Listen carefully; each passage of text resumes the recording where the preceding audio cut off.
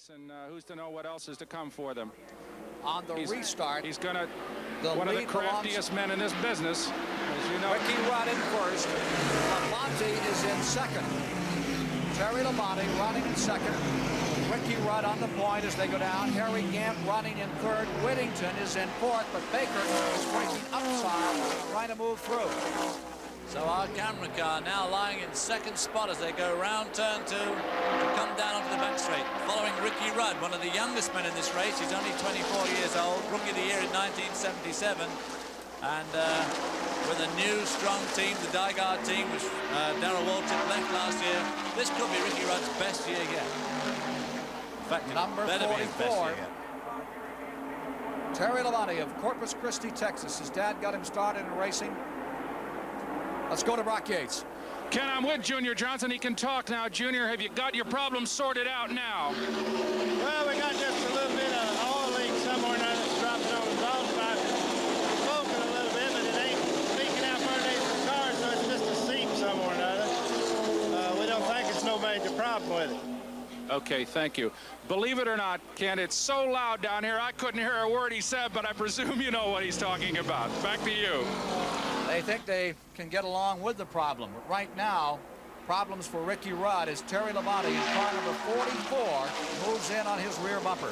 And back into third spot goes car number 28. This is going to give us some sort of clue as to just how fast Bobby Allison's car really is, because he was back in sixth and he's already up to third, and it just depends how quick he can cover that gap. Cale Yarborough away in the back of that flock as they come around to complete the 27th lap. Yarborough is running about 13th in that field. He'll have some going to do, the 1968-77 champion. And there you get a feeling for the tremendous speed these 3,700-pound racing cars are dealing with. Back they go in the back straightaway. Terry Labonte drafting right behind Ricky Rudd as they go into turn 3. You haven't... Earlier, we talked to Cale Yarborough in 27, as he has his work cut out for him, starting back in 29th position. Prior to the start of today's race, he talked about the frustration so far back. I feel like I should be there, but I can't get there. You know, I'll say again, maybe things will work better during the race, but it's kind of disappointing to have to sit back. You don't like to sit there. You like to be up front, and of course, if things work good, that's where we'll go if at all possible. Well, there you see number 27 going down out of the back second turn into the back straightaway. He is running in 12th position and attacking Benny Parsons for the 11th. Meanwhile, in front, there goes Bobby Allison down beneath Terry Labonte. He pulls up on 88 and takes a shot at him.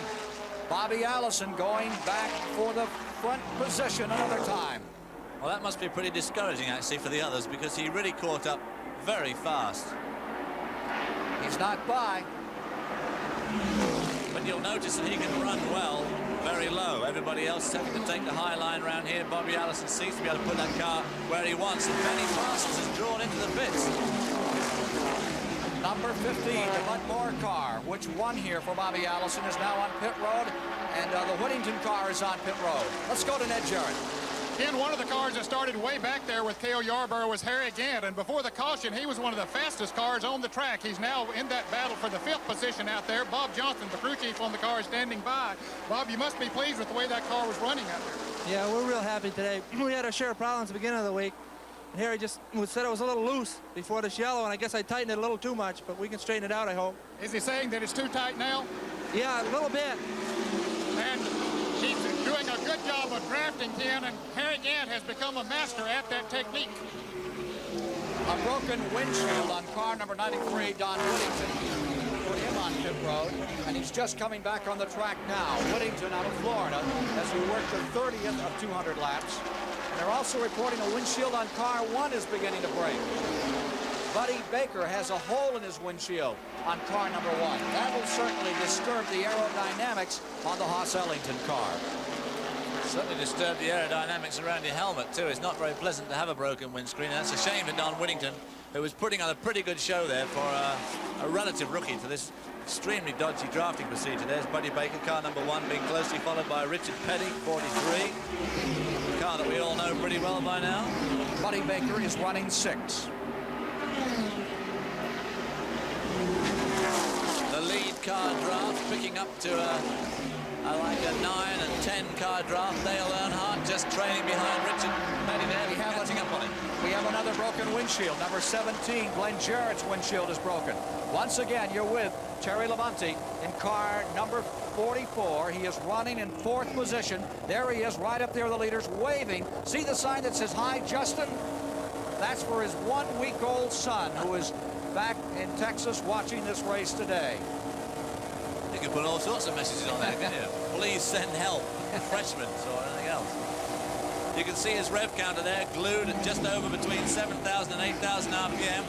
8,000 being the last figure there, and it's running at about, what, 7,600 RPM. And our camera can zoom right in on him. How's that for a 190-mile-per-hour ride? And you can see that as he goes into that corner, he loses about 500 RPM. Now, that's not because he's lifting off. That's just tire scrub as these cars go into the turn. Well, you're right there with the leader, number 44, Terry Labonte, who's running with the leaders in 4th place. And now we're looking out the back. Whoa, look at that man right up on him. Buddy Baker right behind him, and right behind him is Richard Petty. He pulls away a bit as he goes into turn 4. Now let's see if Buddy can catch him up in the draft. They go down onto the trial. Oh, sorry, the back straight. Here's Baker pulling up. Baker right up on the rear bumper. And you can see the hole in Baker's windshield. A little break up here for just a moment. Back with the leaders. Bobby Allison, 28, still has command. Bonnet is in the 2nd position. There's the number 1 car that's having a problem, and our camera car, number 44, right in front of him. Number 47, Gant, is back on pit road. Bobby Allison in front. Here's Gant. He is a tremendous driver, cut his teeth in the modified ranks of NASCAR, and that Race Hill Farms car from Connecticut doing proud for a while, but now having problems. We will continue with more live coverage of the Daytona 500 after this word from your local station.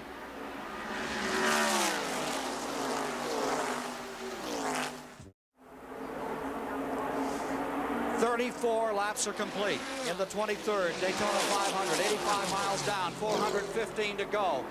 Harry Gant pitted, came back on the track. He is pitting again under green. As the folks in the grandstand, looks like a tennis match watching these guys go by at 190 miles per hour. There's a little more at stake than a ball, so forth, than this one. Nearly as much money, too. Almost. At least they're willing to race the consolation. On the back straightaway, in the front running position is Bobby Allison. In 2nd is Neil Bonnet, maintaining the 3rd in a very stout drive. Here comes Bonnet to the inside. Parsons in 3rd. Tremendous race for the lead going into turn number 3. Almost side by side. Bonnet then had to fall back. Well, Bonnet made a real stab at the lead there. Well, there we see the 2 good Fords out here. Neil Bonnet, number 21, and Benny Parsons, number 15. But unfortunately, Benny is a lap down. But he's right in there with his lead car draft. So what he needs now is to get right to the front, have a yellow flag situation, cross the line first, and that will give him his lap back. Terry Labonte with Baker right on his rear bumper. Now Baker's pulling up and trying to pass. You're riding with Terry Labonte, and Baker is right there trying to storm through. There you see Richard Petty right behind Baker, now going to the outside. There you see the Buddy Baker's windscreen right up to the back of Terry Labonte, down the inside. He's pulling alongside. He's shooting through to go by. Up in front. So Buddy Baker takes... Bonnet has taken the lead. So Buddy takes 4th spot away from Labonte. Let's go to Harry Gant's pits. Harry Gant has been in the pits, Ken, for more than a lap now. He has ignition problems on his car number 47. He was one of the fastest cars out there, charging to the front. The crew said all of a sudden it started misfiring. They brought him in. He went back out on him, made a lap, and now they're changing distributor of the car. So he's losing a lot of valuable time here. I can't imagine what it must be like to be in a race and lose time. It must be very frustrating. The old lap charters keeping very careful track as Bonnet puts the Ford back in front. The Pontiac continues to run in 2nd place. Ricky Rudd in car number 88, maintaining the 3rd position, running with an Oldsmobile. And now Benny Parsons, as you see, a lap car, appears in 3rd, but he is a lap down. And The report is that number 1, 8-1, keeps swapping. Number 1, Buddy Baker's lying in 4th at the moment, closely followed by our man, Labonte, number 44. Now it looks like Darrell Waltrip slipped into that position. There are 10 cars gathered up in the lead draft. Waltrip must be a lap down. Coming up on the 40-lap mark in a lap and a half. Back straight away, and here comes another pass for the lead. Back goes Bobby Allison, the 1978 Daytona 500 champion, in front of Neil Bonnet. Unrelenting. Allison surges back in front.